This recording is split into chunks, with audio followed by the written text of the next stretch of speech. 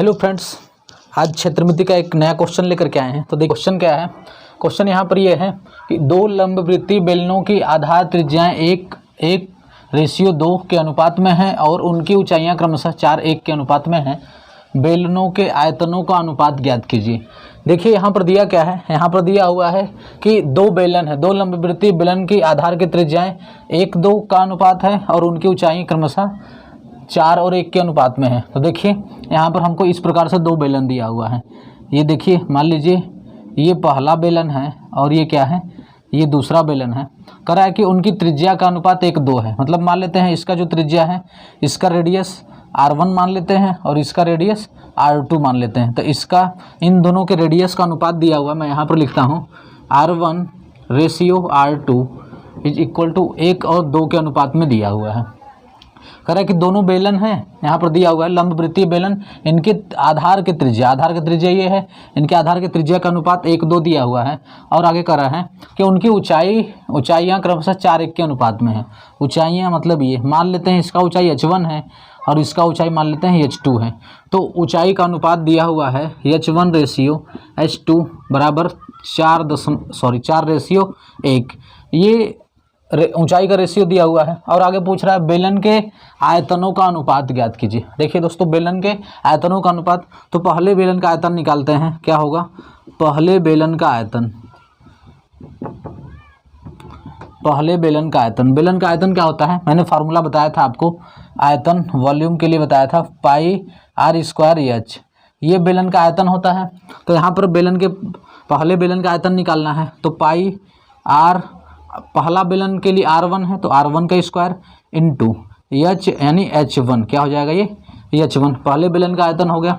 अब दूसरे बेलन का बताना है तो अनुपात निकालना है, इसके नीचे लिखेंगे दूसरे बेलन का आयतन, क्या हो जाएगा ये। अब हमको अनुपात निकालना है तो इसके नीचे लिखेंगे दूसरे बेलन का आयतन,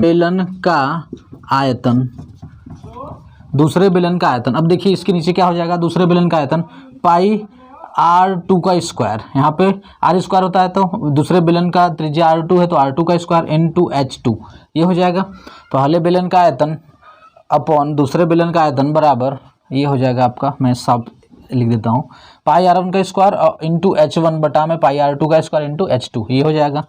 तो ये हो जाएगा आपका। अब देखिए पाई से पाई कैंसिल हो जाएगा क्योंकि ये कांस्टेंट होता है।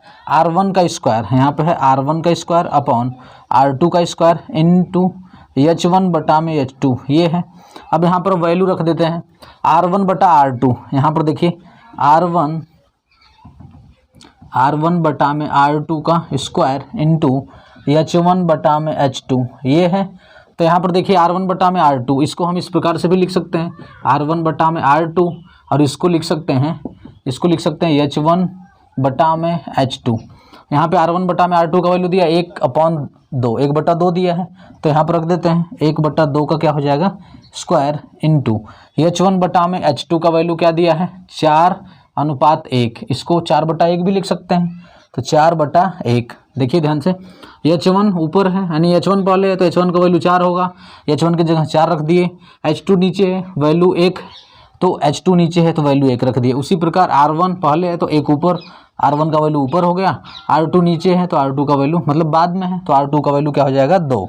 अब इसको सॉल्व कर देते हैं तो ये आ जाएगा आपका 1/2 का स्क्वायर 4 × 4/1, 4 से 4 कैंसिल, क्या आ जाएगा 1 आ जाएगा।